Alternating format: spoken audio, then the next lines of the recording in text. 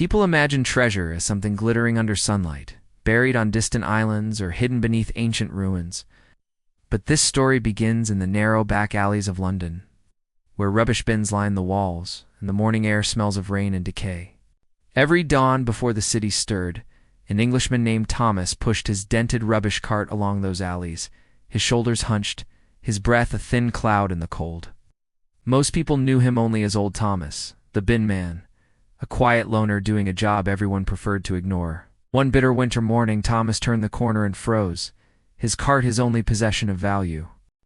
The thing that kept food on his table lay smashed to pieces, wheels shattered, metal bent, as though someone had stomped their anger into it. Ow. In that moment, he felt something inside him collapse.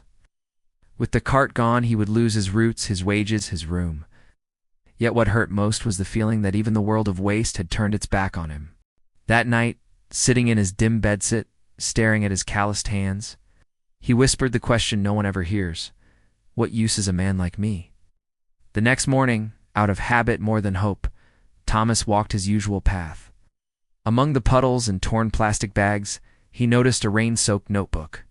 He picked it up, intending to throw it away, until a sentence scrawled across the first page made his heart pause.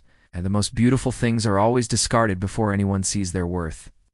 Inside were pages of drawings, doodles, and dreams from a teenage girl, full of color despite the gray London drizzle. But the last page was a trembling confession. No one believes in me. Maybe I'm not meant for anything.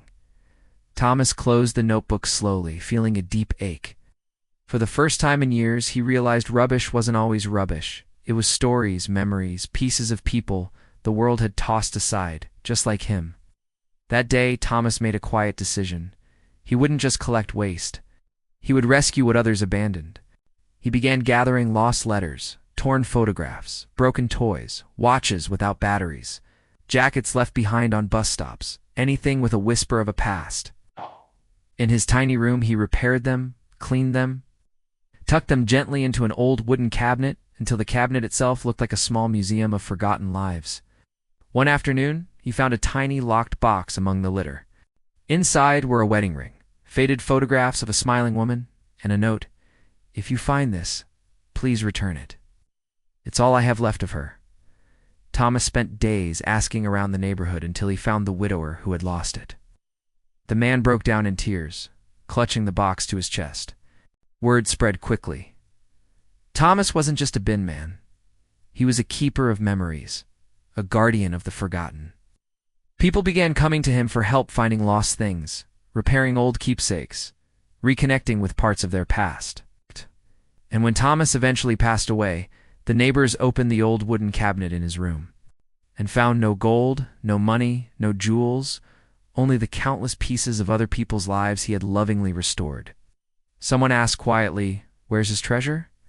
And an elderly woman, wiping her tears, whispered, "His treasure is what he gave back to all of us."